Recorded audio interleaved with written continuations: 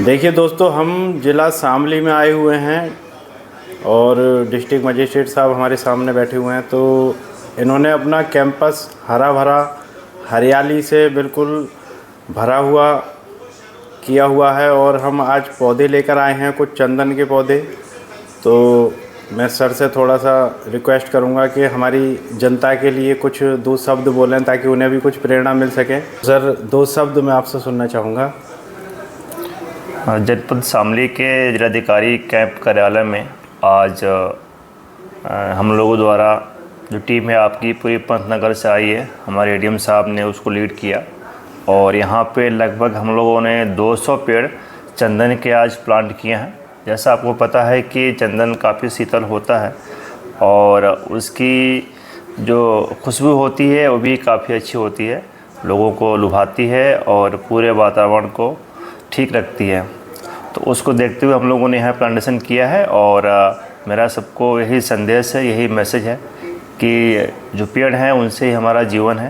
प्रकृति के बहुत ही अमूल्य चीज़ें हैं पेड़, तो इसको हम लोग लगाएं, अपने यहाँ अधिक से अधिक संख्या में लगाएं ताकि अपना वातावरण शुद्ध हो तथा हरा भरा भी रहे। दोस्तों नमस्कार, मैं स्वागत करता हूं अपने YouTube चैनल टेक्निकल एकम किसान पर। और इस समय हम आए हुए हैं शामली डीएम आवास में और आपको देखिए ये मेरे पीछे आपको डीएम आवास दिखाई दे रहा है और ये पूरा डीएम आवास। अभी डीएम आवास ये नया बना है यहाँ पर और पूरा डेवलपमेंट यहाँ पर चल रहा है। देख सकते हैं आप, ये पानी लगा रहे हैं भाई। और हमारे आने का जो कारण है, हम यहाँ क्यों आए हैं, यहाँ चंदन की रोपाई करवाने के लिए हम आए हैं। ये चंदन के पौधे रखे हुए हैं और ये काफ़ी चंदन यहाँ लगाया जा रहा है शामली डीएम आवास में। और ये आपको दिखा सकते हैं चंदन की कैसे इन्होंने रोपाई की है, कितने बाई कितने पे चंदन लगाया है। ये देखिए, ये पानी लगातार लगाया जा रहा है चंदन में। ये देखिए चंदन का पौधा लग गया है और ये 10-10 फीट की दूरी पर चंदन लगा रहे हैं। और भी काफ़ी तरह के पौधे यहाँ लगे हुए हैं, जैसे आप देख सकते हैं कटहल का पौधा है, ये आम के पौधे हैं और अभी पूरा एरिया खाली पड़ा हुआ है। और ये मेरे सामने आपको दिखाई दे रहा है डीएम आवास और बहुत अच्छा डेवलपमेंट यहाँ हो रहा है और पूरा सिस्टम बना रखा है।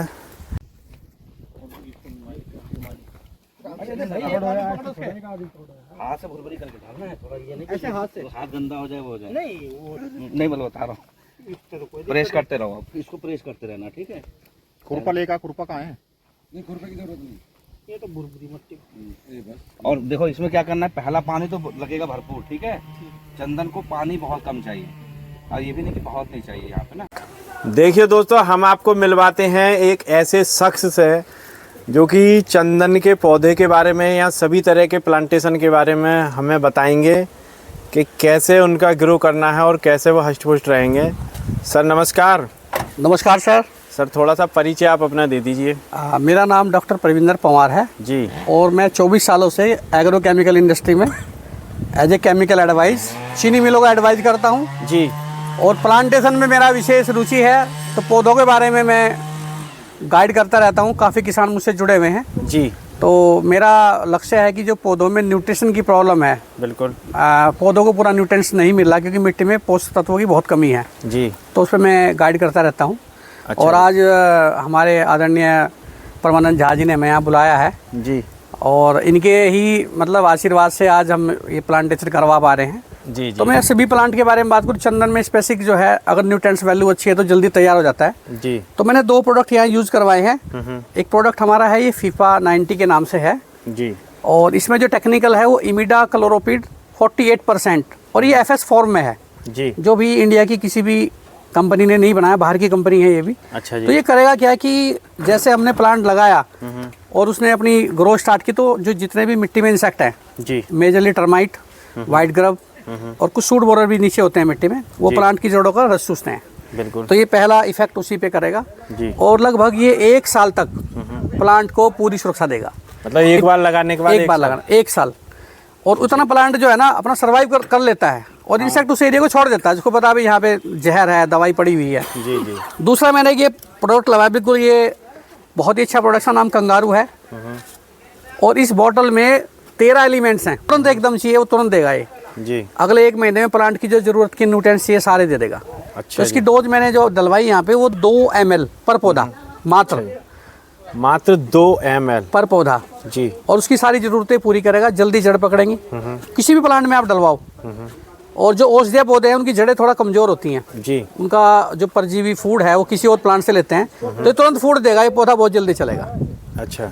और इसके अलावा हमें जो है न्यूट्रिएंट्स मैनेजमेंट जो है ऑर्गेनिक रूप में देना चाहिए जी। जिसमें मैं वर्मी कंपोस्ट को प्रायोरिटी देता हूँ।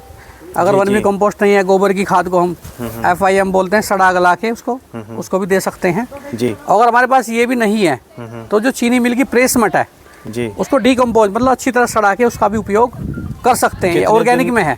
कितने दिन तक उसे सड़ाने का समय क्या है? कम से कम 3 महीने वो मिट्टी में इसको आप एक गड्ढा बना ले, किसान भाइयों को बताऊंगा मैं, 6 बाई 3 बाई 12, 3 फुट गहराई, 6 फुट चौड़ाई, 12 फुट उसकी लंबाई। अच्छा जी। उसमें आप खाद जो वेस्टेज है वो डाल दें। बिल्कुल। उसको बाद में मिट्टी को बंद कर दें। और एक सरकार डीकम्पोजर देती फ्री में 20 रुपए का डीकम्पोजर। अच्छा। अगर उसका स्प्रे कर दे तो वो डबल टाइम मतलब जल्दी तैयार हो जाता है। और उस खाद को आप यूज करें, सबसे बढ़िया है। उसकी क्वालिटी भी बढ़िया हो जाएगी, क्वालिटी अच्छी हो जाती है। अगर किसान ये नहीं कर सकता तो 2 तत्व आते हैं। एक फेरस सल्फेट आता है। फेरस सल्फेट अच्छी कंपनी का मिल जाता है, बहुत सस्ता प्रोडक्ट है। तो हम प्रति पौधा आधा किलो फेरस सल्फेट भी साल में 2 बार यूज कर सकते हैं। और माइक्रोन्यूट्रिएंट्स में जिंक सल्फेट या एक कॉम्बिनेशन आता है जिंक डोज के नाम से, बिल्कुल, उसका भी इस्तेमाल हम आधा किलो बड़े प्लांट में जो पौधा 4-5 साल का है आधा किलो, छोटे पौधे में 250 ग्राम प्रति पौधा यूज कर सकते हैं। तो दोस्तों अभी हम आपको मिलवाते हैं शामली ADM सर से। और सर अपना थोड़ा सा परिचय आप ज़रा दे दीजिए। आप सभी को नमस्कार। मेरा नाम परमानंद झा है और मैं यहाँ अपर जिलाधिकारी के रूप में तैनात हूँ।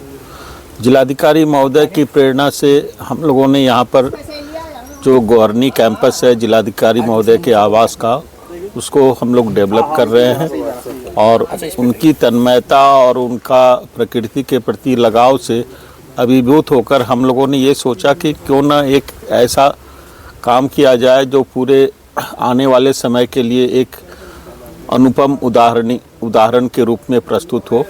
तो कोशिश की गई है कि जिलाधिकारी महोदय के आवास के चारों तरफ चंदन का पेड़ लगाया जाए। और इसी क्रम में चौहान साहब से बात हुई थी जो पंतनगर विश्वविद्यालय से हैं। इन्होंने हमारा आमंत्रण स्वीकार किया और वहाँ से ये अपने साथ लगभग 200 पेड़ लेकर के आए हैं। और हम लोग सुबह से पूरी तन्मयता के साथ लग रहे हैं कि ये चंदन पेड़ यहाँ विकसित हो जाए। आगामी 5-7 वर्षों में यह एक पूरे प्रदेश का एक अनुपम कैंपस हो जाएगा, जिससे हमें भी अच्छा लगेगा। और आने वाले समय में आसपास में एक अनोखा हम एक उदाहरण प्रस्तुत करेंगे कि जिलाधिकारी महोदय का ये जो आवास है वो चारों तरफ चंदन पेड़ों से उसकी छांव में ही है, मतलब अच्छा सुसज्जित हो जाना चाहिए, सुसज्जित हो जाए जी। तो चंदन के बारे में एक कहावत भी है और मान्यता है कि जहाँ पर चंदन रहता है वहाँ पर सुख समृद्धि और शांति का निवास होता है। तो हम यही कामना करेंगे कि जो हमारे ज़िले के सबसे सर्वोच्च पदाधिकारी जिलाधिकारी महोदय हैं, इनका आवास यदि शांत रहेगा, सुसज्जित रहेगा, समृद्ध रहेगा, तो पूरी जनता भी उस शांत और समृद्धि का अनुभव कर पाएगी। जी। तो सर मैं थोड़ा सा ये जानना चाह रहा था कि चंदन के अलावा और क्या क्या लगा रहे हैं सर आप? इसमें जिलाधिकारी महोदय की प्रेरणा से यहाँ पर बहुत अमरूद लगाया गया है, नींबू लगाए गए हैं, आम लगाए गए हैं, बांस के पेड़ चारों तरफ लगाए गए हैं। जो हाँ फसलें, सरसों की फसलें थी, अभी गेहूं की फसल देखिए लहलहा रही है, वो भी लगभग तैयार सी है। सब्जियां बोई गई हैं, लहसुन, प्याज, आलू ये सब बोए गए हैं।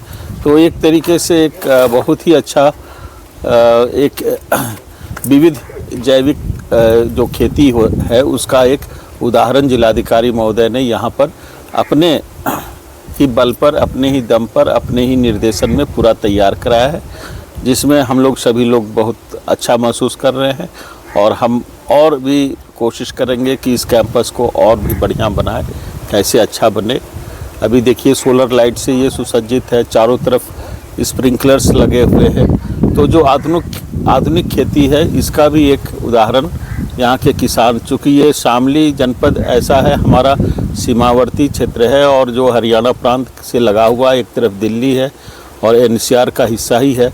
तो जिलाधिकारी महोदय यह दर्शाना चाहते हैं, यहाँ के किसानों को एक प्रेरणा देना चाहते हैं, एक आदर्श, एक प्रतिमान स्थापित करना चाहते हैं कि जैसे मैंने अपने इस कैंपस को सुसज्जित कराया, सभी फल फूल से लदा हुआ ये क्षेत्र, इसी तरह पूरा क्षेत्र, पूरा जनपद भी जो है इसी तरह सुसज्जित रहे, यही उनकी कामना है, यही उनका मिशन है। कहा जाता है कि एग्रीकल्चर जो है that consist of rearing of animals as well as crop. तो यहाँ पर गौशाला भी स्थापित है इसी कैंपस में जी। और एनिमल की भी ये हो रही है यहाँ पर, जैसे गौ संवर्धन की व्यवस्था यहाँ पर है, गौशाला है। तो कृषि का विविधीकरण का जो है एक अनुपम एक दृश्य यहाँ पर हर समय हमारे सामने में रह रहा है। जी जी। तो सर बहुत बहुत धन्यवाद आपका, आपने इतनी अच्छी जानकारी दी। और आप सभी का धन्यवाद, आप लोग आए मेरे छोटे से बुलावे पर, छोटे से निमंत्रण पर आप लोग आए। मैं जीवन भर आप लोगों का ऋणी रहूँगा, आभारी रहूँगा कि आपने जिलाधिकारी महोदय की भावना को समझा, इसलिए मैं बड़ा ऋणी हूँ आपका। नहीं सर, ये तो हमारा सौभाग्य है कि आपने हमें बुलाया और एक मुहिम आपने छेड़ रखी है समाज को हरा भरा करने की और लोगों को खुशियाँ देने की। तो कुछ हमारा भी योगदान हुआ, तो बहुत बहुत धन्यवाद वैसे आपका सर। नहीं, यह सस्य श्यामला धरती है, तो सस्य श्यामला धरती जो है इसी तरह हमारी पेड़ और पौधों से लहलहाती रहे, हम समृद्ध बने, हम खुशहाल हों, हम शांत हों और एक दूसरे के काम आए, यही जो है मिशन है जिलाधिकारी महोदय का। जी थैंक यू सर। तो दोस्तों देखिए, ये डीएम आवास शामली कितना हरा भरा हो रहा है। तो इसी के साथ मैं आज अपनी वीडियो को यहीं विराम देता हूँ। आगे नए समय में नए टॉपिक पर नई वीडियो के साथ फिर हाजिर होऊंगा। सभी का धन्यवाद। जय जवान जय किसान।